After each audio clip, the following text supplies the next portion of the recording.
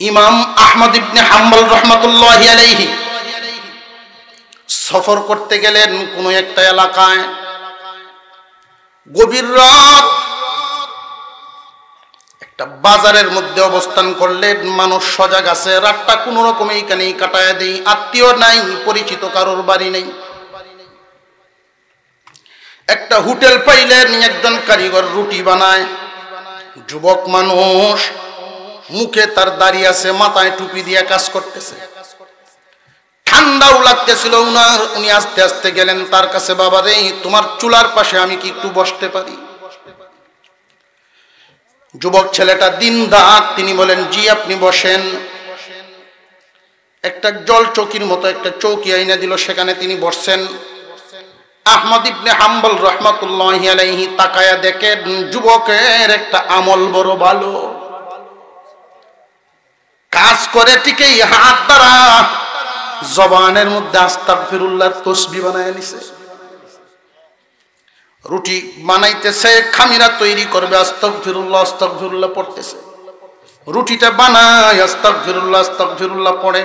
রুটি তাওয়ার উপরে দেয়, আস্তাগফিরুল্লাহ পড়ে। উল্টায় আস্তাগফিরুল্লাহ পড়ে, হামেশা সব সময় জবানে চালু। আহমদ ইবনে হাম্বল রাহমাতুল্লাহি আলাইহি বলেন, যুবক তোমার এই আমলটা বড় ভালো আমল রে যুবক। তোমার জবানে যে আস্তাগফিরুল্লাহ, দুনিয়ার জমিনে যদি কারোর সাথে আপনার একটু টাক্কর লেগে গেছেন হাতে, তখন দেখবেন মানুষ, এখন তো ইংরেজিতে কয় সরি, সরি কইলে মামলা শেষ, ঠিক না বেটি? আর যদি তারে বুঝায় বলেন ভাই আমি বুঝছি না, মাফ করে দেন, মামলা কি তাকে না শেষ? এই আস্তাগফিরুল্লাহর অর্থটা এমন, আল্লাহ মাফ করে দেন, মাফ করে দেন, মাফ করে দেন। রে যুবক, তোমার আমল তো বড় ভালো। এই আমলের দ্বারায় জবানের দাম আল্লাহর কাছে অনেক বেড়ে যায়। যুবক বলে, হুজুর এই আমলটা আমি জারি রাখছি, আমার কাছে বড় ভালো লাগে আল্লাহর কাছে মাপ চাইতে। আমি আমার জীবনে যত দোয়া করি আল্লাহর কাছে, যা চাই আল্লাহ আমারে তা দিয়ে দেন। একটা আশা মনে রইল, আল্লাহ এখনো পূরণ করেন নাই, বাকি আছে। আল্লাহ কি পূরণ করেননি না করেন না জানি না। যে কি দোয়া রে বাবা, আমি তো তোমার বাবার বয়সী মানুষ, আমার কাছে বলো, আমিও তোমার জন্য দোয়া করব। যুবক টলমলে চোখ, চোখ ভরে গেছে চোখের পানিতে, বড় আবেগ ভরা দিল নিয়ে বলতেছিল, হুজুর বর্তমান সময়ের যুগ শ্রেষ্ঠ আলেম, এই যুগের বুজুর্গ আহমদ ইবনে হাম্বল, উনারে যদি আমি একটু দেখতে পারতাম, এটাই আল্লাহর কাছে আমি চাইতেছি। আল্লাহ যেন মরণের আগে হইল উনার চেহারাটা একটু দেখায় দেন। আহমদ ইবনে হাম্বল রাহমাতুল্লাহ আলাইহি বসার থেকে দাঁড়ায় গেছে, দুইটা হাত সামনের দিকে বাড়ায় বলেন, যুবক এবার বুঝতে পারলাম রাস্তা ঘুরায় ঘুরায় আল্লাহ তোমার দোকানের সামনে আমারে কেন আনলেন। যুবক রে, আমি আহমদ ইবনে হাম্বল, মহান আল্লাহ তোমার এই দোয়াও কবুল করে নিছে। আম্মা বা'দু ফাআউযু বিল্লাহি মিনাশ শাইতানির রাজীম। বিসমিল্লাহির রহমানির রহিম। ইয়া আইয়ুহাল্লাযীনা আমানুত্তাকুল্লাহা হাক্কা তুকাতিহি ওয়া লা তামুতুন্না ইল্লা ওয়া আনতুম মুসলিমুন। সাদাকাল্লাহুল আযীম। আল্লাহুম্মা সাল্লি আলা সাইয়্যিদিনা মাওলানা মুহাম্মদ ওয়া আলা আলিহি ওয়া আসহাবিহি ওয়া সাল্লাম। আলহামদুলিল্লাহ। ময়নগর জামে মসজিদের উদ্যোগে আয়োজিত দশম বার্ষিক ওয়াজ মাহফিলের শ্রদ্ধাভাজন সভাপতি সাহেব, উপস্থিত হযরত উলামায়ে কেরাম, সম্মানিত অতিথিবৃন্দ, মুরব্বিয়ানে আযম, সর্বস্তরের মুসলমান ভাইয়েরা, পর্দার আড়াল থেকে আলোচনা শুনছেন দিনদার ইমানদার মুসলমান মা ও বোনেরা। মহান আল্লাহ পাকের শুকর আদায় করি, যিনি অত্যন্ত দয়া করে গুনাহ মাফের জায়গা, জান্নাতের বাগান, কোরআনের মজলিসে বসার তৌফিক দিয়েছেন। এজন্য বলি আলহামদুলিল্লাহ। আমি আপনাদের সামনে পবিত্র কোরআনুল কারীমের একখানা আয়াত তিলাওয়াত করেছি। এই আয়াতকে সামনে রেখেই কয়েকটা কথা বলবো। আল্লাহ যেন আমাদেরকে আমলের তৌফিক দেন, বলুন আমিন। আমার তিলাওয়াতকৃত আয়াতে আল্লাহ পাক রব্বুল আলামিন বলেন, ও ঈমানদারেরা, তোমরা আল্লাহকে ভয় করো। জমিনের উপরে, আসমানের নিচে শুধু কি ঈমানদার বসবাস করেন, না আরো মানুষ আছে? আমার তিলাওয়াতকৃত আয়াতে মহান আল্লাহ বলেন, ও ঈমানওয়ালারা, তোমরা আল্লাহকে ভয় করো, ভয় করার মতো, এবং সত্যিকারের মুসলমান না হইয়া, সত্যিকারের মুসলমান না হইয়া মৃত্যুবরণ করিও না। আল্লাহ পাকের এই যে কথাটা, আসমানের নিচে বহু ধরনের মানুষ বসবাস করে, শুধুমাত্র ঈমানদারদেরকে বললেন মুসলিম না হইয়া মৃত্যুবরণ করিও না। এর কারণ কি? আমি খুব অল্প সময়ের ভিতরে কয়েক কথার মধ্যে একটা বিষয় আপনাদেরকে বোঝানো আমার উদ্দেশ্য। যেহেতু সময় হাতে নেই, লম্বা আলোচনা করার সুযোগ নেই, যাক, আমি আসছিলাম 9:30টায়। যেহেতু আজকে প্রোগ্রাম গুজাখাইর থেকে যাওয়ার পথে কামালপুর প্রোগ্রাম দুইটা ছিল, তো নবীগঞ্জ দারুল উলুম মাহফিলের দিন হুজুরের সামনেই, হুজুর এই দিক দিয়েই তো যাবেন, আমাদেরকে একটু দোয়া করে দেওয়া যাবে। তো 9:30টায় পৌঁছছিলাম। একটু আগে যদি সুযোগ পাইতাম একটু বেশি লম্বা সময় দিতে পারতাম। ওদের এখানে 11টায় আমার আলোচনা শুরু করতে হবে, তো আবার ওরাও অপেক্ষা করবে, মানুষ চলে যাবে। অল্প সময়ের ভিতরে আমি একটা বিষয় বোঝানোর চেষ্টা করছি। এই দুনিয়ার জমিন আমাদের চিরস্থায়ী জায়গা না, এটা আমরা সবাই বুঝি। কিন্তু যেই পরিমাণ আমরা বুঝি, জানি, তা আমাদের কর্মের মধ্যে, আমাদের কর্মের ধারা প্রকাশ পায় না। আমরা জানি গুনাহ করলে জাহান্নামের সাজা ভোগ করতে হবে, এটা জানি, বিশ্বাসও করি, এরপরেও গুনাহ কিন্তু ছাড়ি না। আমরা সব মুসলমান, কিন্তু আমাদের দ্বারাই ও মুসলিমদের চেয়েও নিকৃষ্ট কাজ হয়, হয়নি না? হয় না?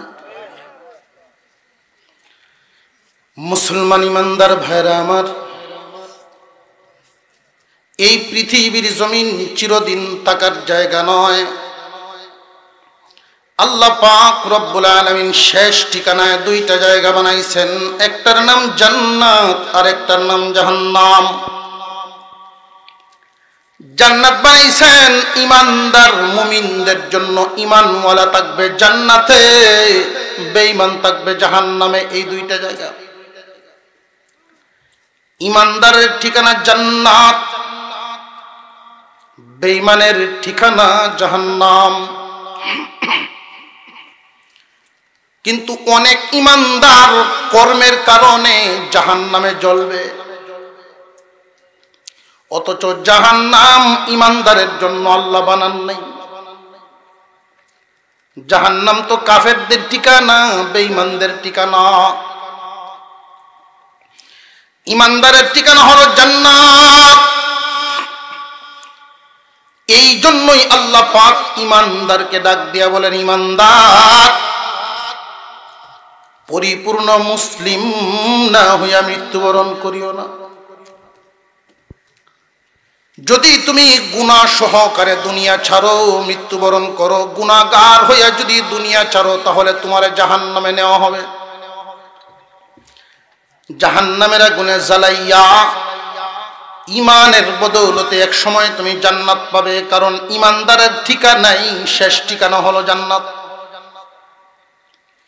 সরিষার দানা পরিমাণ ইমান নিয়েও যদি কেউ একজন মানুষ দুনিয়ার জমিন ছাড়ে, সরিষার দানা পরিমাণ ইমান নিয়েও যদি একজন মানুষ দুনিয়া ছাড়ে, ওই মানুষটার জন্য আল্লাহ 10 দুনিয়ার সমান একটা জান্নাত বানায়া রাখছে। কিন্তু ইমানদারকে আল্লাহ নিষেধ করেছেন, পরিপূর্ণ মুসলিম না হইয়া মৃত্যুবরণ করিও না। তোমরা আমার পছন্দের জাতি, আমি চাই না তোমাদেরকে জাহান্নামের আগুনে জ্বালাইতে। গুনাহ নামক ময়লা দুনিয়াতে সাফ করিয়া পরিপূর্ণ মুসলিম হইয়া দুনিয়া থেকে বিদায় হও। আল্লাহ পাক রব্বুল আলামিন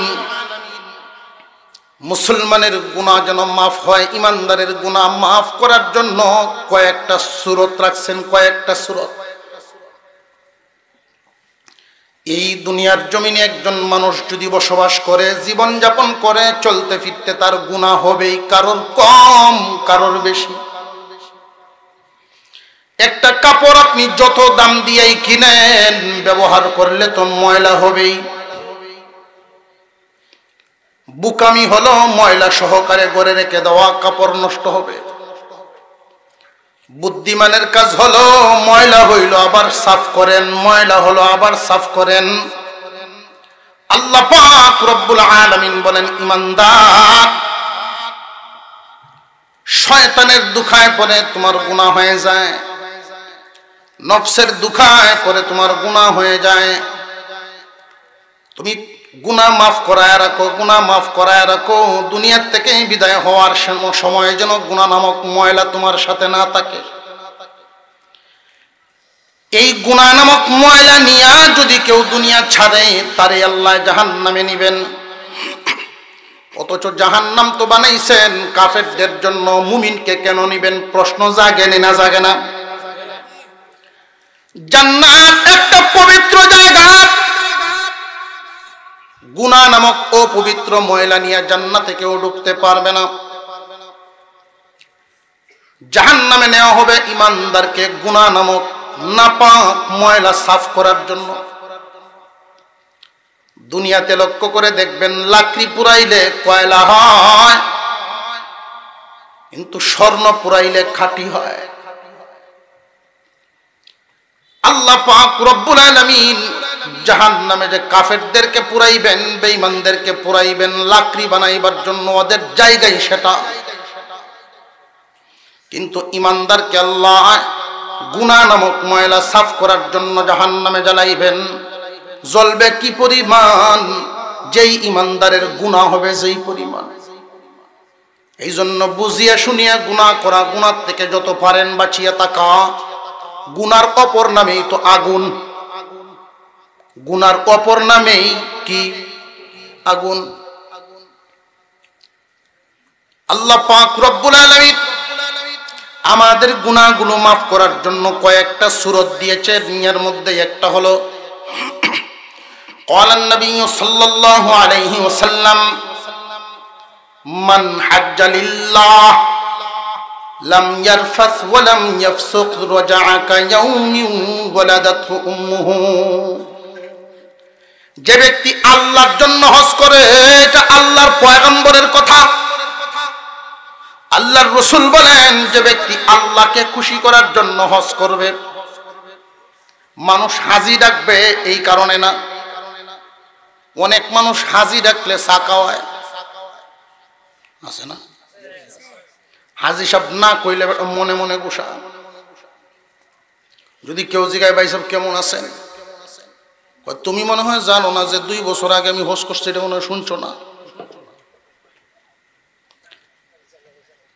একমাত্র আল্লাহর জন্য যেই ব্যক্তি হজ পালন করবে ওইখানে গিয়ে কোনো অনিয়ম নিষিদ্ধ কোনো কাজ করবে না। আল্লাহ পাক রব্বুল আলামিন তারা এমন ভাবে প্রত্যাবর্তন করেন নবজাতক শিশুর মতো নিষ্পাপ হইয়া যায়। হজ্জে বাইতুল্লাহর মাধ্যমে সমস্ত জিন্দেগীর গুনাহ মাফ, ছোট বড় সব গুনাহ মাফ হয়ে যায়। প্রশ্ন জাগতে পারে, হুজুর আমরা যারা আছি হজ করার তৌফিক নাই, আমাদের জন্য আল্লাহ কি রাখছেন? গুনাহ নামক ময়লা সাফ করার জন্য আল্লাহ পাক রব্বুল আলামিন প্রতি বছর ঘুরে ঘুরে পবিত্র রমজান মাস সামনে হাজির করে। রজব মাস আসতেই আল্লাহর পয়গম্বর দোয়া করতেন, রজব গেল গেল, এই মাসের সবচেয়ে বড় নফল ইবাদত হলো এই দোয়া করা, আল্লাহুম্মা বারিক লানা ফি রজব ওয়া শাবান ওয়া বাল্লিগনা রমাদান। সবচেয়ে বড় নফল ইবাদত। আয় আল্লাহ রজব এবং শাবানের বরকত দান করো, দয়া করে রমজান পর্যন্ত পৌঁছায় দাও। কোন মানুষ যদি রমজান মাসের পবিত্রতা রক্ষা করে, আমি শর্ট কথায় বললাম, রমজানের পবিত্রতা রক্ষা করে, রোজা ভেঙ্গে না রেখে, নামাজ ছেড়ে না নামাজ পড়ে, জবান কান চোখ সবকিছু কন্ট্রোল রেখে না রেখে রমজান মাসের পবিত্রতা রক্ষা যেই ব্যক্তি করতে পারবে, ঈদের দিন যখন ঈদগাহে গিয়ে হাজির হবে, আল্লাহ পাক তখনই ডাক দিয়া বলেন, ফেরেশতারা রে, কোন কর্মচারী যদি মালিকের পরিপূর্ণ হক পরিপূর্ণ বদলা আদায় করে, ডিউটি আদায় করে, মালিকের উচিত কি? ফেরেশতারা বলেন, মালিকের উচিত হলো তার মজুরি আদায় করে দেওয়া। রে ফেরেশতারা, আমি আল্লাহর চাইতে কোনো ভালো মালিক আসেনি? না, আপনার চাইতে তো কোনো ভালো মালিক নাই। যারা রমজানের পবিত্রতা রক্ষা করলো, তোমরা সাক্ষী থাকো, ওই ঈদগাহে যারা আইসা জমা হইছে, এদের মধ্যে রমজানের পবিত্রতা রক্ষা করিয়া যারা আসছে, ওরা যে এখন বাড়িতে ফিরবে নবজাতক শিশুর মতো বানায়া দিলাম। দুই সূরত। আল্লাহ চান না তার কোনো বান্দা গুনাহ লইয়া মরুক, ব্যবস্থা রাখছেন গুনাহ মাফ করায়াও। এক রমজান থেকে আরেক রমজান পর্যন্ত 1 বছর সময়, এর মাঝখানে যদি গুনাহ হয়ে যায় তখন কি করা? প্রথম কাজ সাথে সাথে তওবা করা, দ্বিতীয় কাজ আরেকটা নেক কাজ করে ফেলা। কোন একটা গুনাহ যদি কারোর দ্বারাই হয়, প্রথম কাজ তওবা করা, দ্বিতীয় কাজ নেক কাজ করা আরেকটা। কারণ আপনার আমল নামায় যত লিখা হচ্ছে, আপনার জিন্দেগীর শেষ আমলটা যেন নেকির মাধ্যমে শেষ হয়। কথা বুঝাইতে পারতেছি? আপনার জিন্দেগীর সর্বশেষ আমলটা যেন নেকি করিয়া দুনিয়ার থেকে বিদায় হয়। নেককার হইয়া মরবেন, নেককারদের সাথে থাকবেন। আর যদি শেষ আমলটা গুনাহ হইয়া যায়, মারা গেলেন সকাল 10টায়, এর আগের ওয়াক্ত আল্লাহর বিধান ফজরের নামাজ পড়তে পারেন নাই, ফরজ লঙ্ঘন, আমল নামায় কত বড় গুনাহ লইয়া মরলেন। এই জন্য কোনো ভুল হয়ে গেলে সাথে সাথে তওবা করা আর একটা নেক কাজ করে ফেলা। অন্তত একবার দুরূদ শরীফও যদি আপনি পড়েন, তবু আল্লাহ খুশি হয়ে আপনার উপরে 10 বার রহমত নাজিল করবেন। 3 বার সূরা ইখলাস তিলাওয়াত করলেন, এক খতম কোরআন তিলাওয়াতের সব আমল নামায় জমা হয়ে গেল। তওবার বিভিন্ন দোয়া হাদিসের কিতাবাদিতে উল্লেখ করা আছে। এর মধ্যে আস্তাগফিরুল্লাহ রাব্বি মিন কুল্লি যামবিন ওয়া আতুবু ইলাইহি লা হাওলা ওয়ালা কুওয়াতা ইল্লা বিল্লাহিল আলিয়্যিল আযীম। আস্তাগফিরুল্লাহাল্লাযী লা ইলাহা ইল্লা হুয়াল হাইয়ুল কাইয়্যুম ওয়া আতুবু ইলাইহি। আস্তাগফিরুল্লাহ ইন্নাল্লাহা গফুরুর রহিম। শুধু আস্তাগফিরুল্লাহ আস্তাগফিরুল্লাহ আস্তাগফিরুল্লাহ এটার দ্বারাও তওবা হয়। তসবির মতো জবানে পড়তে পড়তে পড়তে পড়তে জবানরে দামি বানায় ফেলেন। যেই ব্যক্তি যত বেশি আস্তাগফিরুল্লাহ পড়বে তওবা, তার জবানের দাম আল্লাহর কাছে তত বাড়িয়া যায়। এক মাযহাবের ইমাম আহমদ ইবনে হাম্বল রাহমাতুল্লাহি আলাইহি সফর করতে গেলেন কোন একটা এলাকায়। গভীর রাত, একটা বাজারের মধ্যে অবস্থান করলেন। মানুষ সজাগ আছে, রাতটা কোন রকমে এখানেই কাটায় দেই, আত্মীয় নাই, পরিচিত কারোর বাড়ি নেই। একটা হোটেল পাইলেন, একজন কারিগর রুটি বানায়। যুবক মানুষ, মুখে তার দাড়ি আছে, মাথায় টুপি দিয়ে কাজ করতেছে। ঠান্ডাও লাগতেছিল উনার। উনি আস্তে আস্তে গেলেন তার কাছে। বাবা রে, তোমার চুলার পাশে আমি কি একটু বসতে পারি? যুবক ছেলেটা দিনদার, তিনি বলেন জি আপনি বসেন। একটা জল চৌকির মতো একটা চৌকি আইনা দিল, সেখানে তিনি বসছেন। আহমদ ইবনে হাম্বল রাহমাতুল্লাহি আলাইহি তাকায়া দেখেন যুবকের একটা আমল বড় ভালো। কাজ করে ঠিকই, হাত দ্বারা জবানের মধ্যে আস্তাগফিরুল্লাহর তাসবিহ বানায় নিছে। রুটি বানাইতেছে, খামিরা তৈরি করবে, আস্তাগফিরুল্লাহ আস্তাগফিরুল্লাহ পড়তেছে। রুটিটা বানায়, আস্তাগফিরুল্লাহ আস্তাগফিরুল্লাহ পড়ে। রুটি তাওয়ার উপরে দেয়, আস্তাগফিরুল্লাহ পড়ে। উল্টায় আস্তাগফিরুল্লাহ পড়ে, হামেশা সব সময় জবানে চালু। আহমদ ইবনে হাম্বল রাহমাতুল্লাহি আলাইহি বলেন, যুবক, তোমার এই আমলটা বড় ভালো আমল রে যুবক।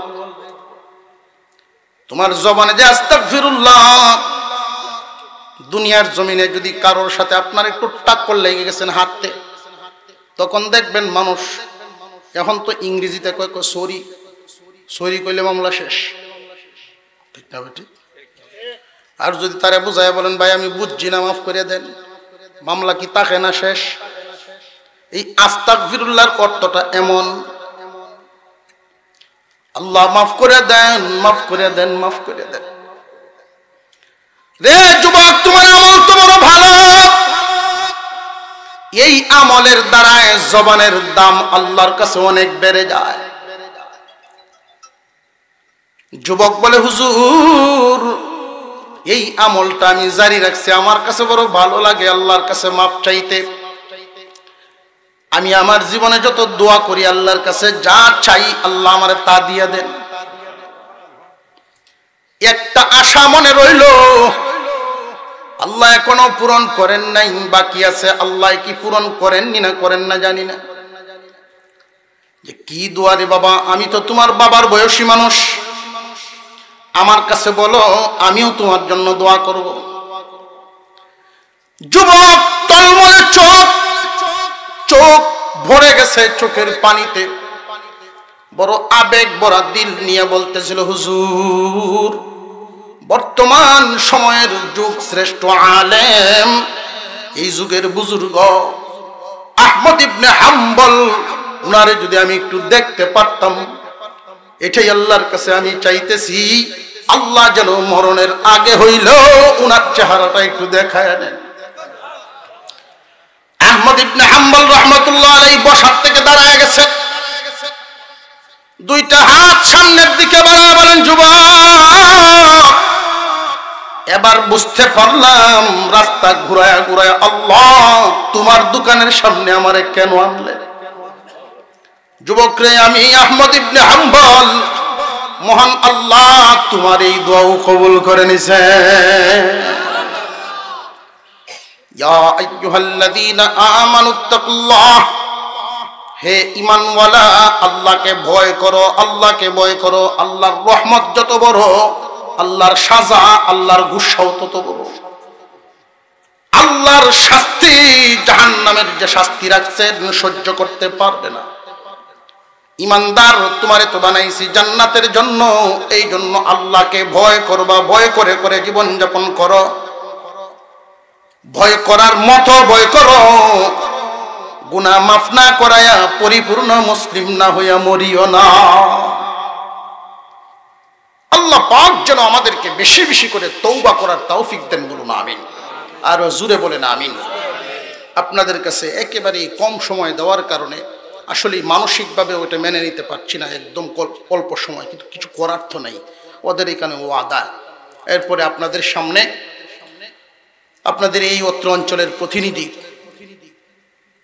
কেউ দিনের বড়, কেউ দুনিয়ার বড়, যার যার অবস্থানকে মূল্যায়ন করা। আল্লাহ যাকে যে অবস্থানে রাখছেন সেই অবস্থান অনুযায়ী ওনাকে সম্মান দেওয়া, তাহলে আপনি হক আদায় করলেন, আর না হয় হক আদায় করলেন না। আমি অত্যন্ত খুশি হলাম ওনার অবস্থা দেখে, ওনারা যে স্টেজে বসেন না, নিচে বসছেন, আপনাদের সাথে পাশাপাশি বসছেন, কত বড় বড় মনের পরিচয় দিলেন। আমি দোয়া করি আল্লাহ যেন দিন দিন ওনার সম্মান আরো বাড়ায়া দেন। উনি আপনাদের কাছে দোয়া নিবেন, কিছু কথা বলবেন, এরপরে আপনারা পর্যায়ক্রমে আবার আলোচনা চালাতে থাকবেন। আমি আপনাদের কাছ থেকে দোয়া চেয়ে দোয়া নিয়ে বিদায় নিচ্ছি।